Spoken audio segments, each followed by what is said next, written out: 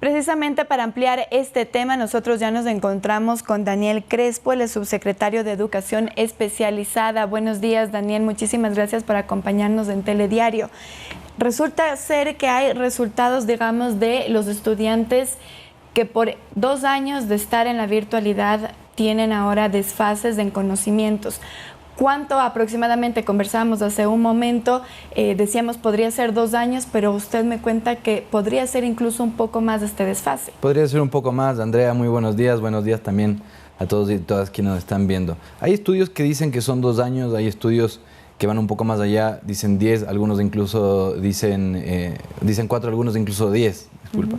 Sí, lo que esperamos es que sean 2, 3 años de rezago de aprendizaje, lo que es natural dada la distancia que han tenido los estudiantes, y hay que distinguir aquí un concepto que muchas veces no distinguimos, que es la conectividad de la vinculación o la conexión de la vinculación. Muchas veces hemos tenido conexión, pero para que haya aprendizaje real también tiene que haber un vínculo, y ese vínculo se da en la presencialidad. Por eso es que lo hemos sostenido desde un principio. Los aprendizajes se recuperan en la presencialidad.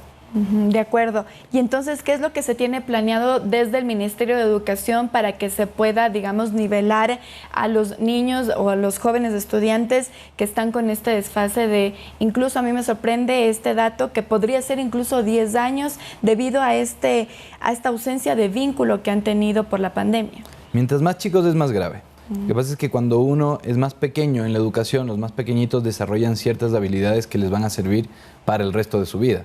Sobre todo, como te decía, habilidades socioemocionales y de vinculación. Por lo tanto, es muy importante que nosotros retornemos a las clases en todos los niveles y, como has visto, hemos ido priorizando, pero con un plan que va apuntando a la presencialidad con todas las normas de bioseguridad. Pero sí, efectivamente, la brecha es grande. ¿Qué ha hecho el Ministerio de Educación? Como en todo manejo de una crisis, tú puedes hacer medidas que son de prevención, medidas para digamos, apalear los efectos o medidas reactivas. Nosotros no queríamos tener medidas solo reactivas, por lo tanto hicimos medidas de prevención. Hace ya 6 meses que empezamos a aplicar un plan que se llama Aprender a Tiempo. El plan Aprender a Tiempo es un plan que tiene algunos principios.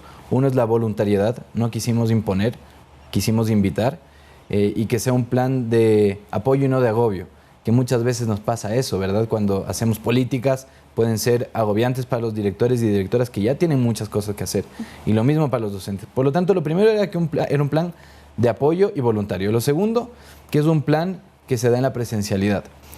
Antes hablábamos un poco de que ambos hemos vivido en distintos países en el extranjero, ¿verdad? En mi caso yo pude estar en Chile, donde estuve encargado del plan de recuperación de aprendizajes durante 3 años, y empezamos con un plan híbrido. Y los primeros resultados después de 1 año nos dieron cuenta de que en la virtualidad era muy difícil o casi imposible recuperar los aprendizajes. Por lo tanto, aquí en Ecuador lo que hicimos fue decir, ok, este va a ser un plan de recuperación de aprendizajes en la presencialidad. Por lo tanto, con instituciones con PISA aprobado, que estuvieran retornando en cierta medida. Y de esas instituciones empezamos hace 6 meses con 1.600 instituciones, y ahora se han sumado más de 2.000, son 2.008, último corte. Nosotros obviamente queremos ampliar mucho más de este plan, porque es un plan focalizado que tiene acompañamiento del Ministerio de Educación periódico, y lo que tiene también es ciertos énfasis o ciertos focos en las competencias que sabemos que están rezagadas. Entiendo que es importante, y bueno, claro, me has dado a conocer ahora este vínculo que debe tener el estudiante, y que es por eso que se ha dirigido este proyecto, digamos, para la presencialidad. Pero ¿qué va a pasar si dentro de este año, por ejemplo, o dentro del próximo, volvemos a una posible virtualidad? Que yo creo que no es un escenario descartable, ¿verdad? Puesto que tenemos, digamos, esta pandemia, aún no se resuelve, aún seguimos en pandemia. Entonces, ¿qué se ha hecho tal vez para que este desfase no sea tan amplio dentro de la virtualidad? Y también quisiera preguntarte qué es lo que se ha realizado o cuál es el proyecto, si es que hay algún proyecto con los docentes. Yo entiendo que ellos tuvieron que aprender a la par de que nos empezábamos a encerrar, es decir, ellos tuvieron que aprender empíricamente. ¿Y cómo entonces están también dando tal vez alguna herramienta a los docentes para que se pueda, ese conocimiento que adquirieron empíricamente en estos 2 años se pueda reforzar y que, como digo, no descartamos una situación semejante, Dios no quiera, en el futuro de encerrarnos nuevamente en una cuarentena completa. Es correcto, Andrea, es correcto. El Ministerio de Educación no toma decisiones solo. El Ministerio de Educación sigue las indicaciones del Ministerio de Salud y del COE Nacional. Por lo tanto, si bien no es descartable un escenario, ningún escenario es descartable, ¿verdad? Obviamente tenemos que priorizar en este momento, con todas las medidas de bioseguridad, la presencialidad.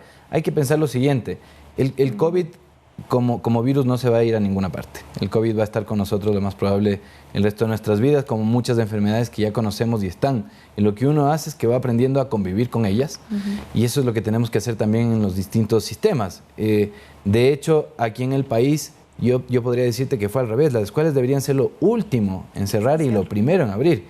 Y lo hicimos en su momento al revés, muchas veces por falta de información. Y hay esta creencia de que casi como que las escuelas tienen COVID, no sé, en las paredes, como si estuviera ahí, cuando la verdad es que son los lugares más seguros para nuestros estudiantes. Nosotros vamos mucho a terreno, vamos a los sectores rurales, vemos que los estudiantes se están encontrando, aun cuando su escuelita esté cerrada, se encuentran en espacios comunitarios. Y en las zonas urbanas también lo vemos los centros comerciales llenos de estudiantes. Por lo tanto, independiente que pasemos a una cuarentena total, creo que una de las cosas que hay que evaluar con mucha responsabilidad es cómo no hacemos que se pierda y se rompa esta presencialidad, porque ese vínculo es irreparable. Ahora, tú me preguntabas qué pasa si es que hay escenarios así, esperando que no sea así, que se priorice y se dé la importancia a la educación. Yo te diría que el rol de las familias va siendo muy importante porque también vamos aprendiendo más. No es lo mismo conexión que vinculación. Muchas veces no es estar conectado 2, 3 horas frente a una pantalla, es saber que al otro lado hay docentes que siguen preocupándose por mí como estudiante y que me están esperando, y sentir ese cariño y sentir como que soy parte de un proyecto. Eso es sumamente importante. De hecho, uno de los predictores de la deserción escolar o abandono escolar es justamente la falta de vinculación, la falta de autoestima y motivación escolar. Entonces, ahí es donde hay que poner el énfasis junto con lo que hemos dicho, ¿verdad? Lenguaje, matemáticas, pero es esa vinculación. ¿Y qué hemos hecho con los docentes? Que también me preguntabas, Andrea. El plan Aprender a Tiempo tiene una línea muy fuerte para impactar la práctica docente y directiva, que son las dos prácticas que hay que impactar, por distintas razones. El techo de la educación es la calidad de los educadores, es así, por lo tanto tenemos que impactar ahí. Y a los docentes lo primero que les hemos pedido es que podamos poner foco, es decir, que podamos centrarnos en pocas cosas, pero que sabemos que impactan mucho. Y yo conversaba hace poco con una directora que me decía, estoy súper desesperada porque hacemos de todo y no logramos. Y claro, la respuesta del ministerio era, justo este momento no es un momento para hacer de todo, es un momento para tener mayor flexibilidad y que tomen decisiones autónomas, que en general no estamos acostumbrados a esa autonomía, y es algo que este ministerio, bajo el liderazgo de la ministra María Brown, ha puesto mucho énfasis.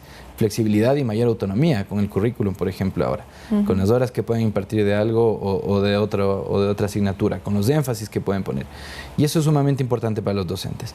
Y además en el plan hemos tenido, como te digo, digamos, esta línea para impactar la práctica docente a través de clases demostrativas que vamos a empezar ahora. No hay mayor impacto que cuando alguien modela, como la cocina, ¿no? Uno puede leer el libro de recetas, pero si ve a alguien cocinando al frente y que te va diciendo pon este ingrediente, este otro, en verdad que ayuda mucho, y eso es lo que estamos haciendo ahora con los docentes. Se va tal vez incluso a añadir a esta capacitación alguna, digamos, vamos a volver a la capacitación virtual, porque hubo, por ejemplo, muchos docentes que precisamente aprendieron la virtualidad en la pandemia, muchos docentes que ni siquiera sabían, pero por el amor que le tienen, digamos, a la docencia, a los estudiantes, tuvieron que aprender a dar una clase a través de un celular, a través de una computadora, sin saberla ocupar. Entonces, esto como también se ha pensado dentro de este proyecto que se podría avanzar con ellos también. Sí, por supuesto. A ver, todo lo que es educación virtual fue un aprendizaje. Los docentes, yo siempre digo, me saco el sombrero frente a los docentes y con lo que han hecho. También las familias han tenido que aprender, y también los estudiantes. Por supuesto que no hay que perder todo lo que se ha ganado. Si bien la presencialidad es importante, no hay que perder todas las herramientas que hemos ido desarrollando. Tú pudiste ver quizá hace unos días la misma ministra lanzó la agenda digital, que es una agenda súper importante también en el tema que tú nos mencionas ahora, y también nuestras capacitaciones contienen cómo sobre todo manejar lo socioemocional y las habilidades y competencias básicas a través de la virtualidad. Hay herramientas concretas, hay metodologías concretas que se pueden hacer, pero ahí tengo que ser súper claro e insistente, ninguna de estas va a reemplazar lo que se puede hacer con la cara a cara y la presencialidad. Así es. Muchísimas gracias, Daniel, por darnos un espacio en las entrevistas de Telediario. Gracias por este espacio para hablar sobre la educación. Estábamos conversando con Daniel Crespo, el subsecretario de Educación y Especialidad. Muchas gracias por su presencia aquí. Buenos días. Muchas gracias, Andrea. Con esto nosotros, amigos televidentes, vamos a una pausa, pero quédese con nosotros que al volver tenemos más.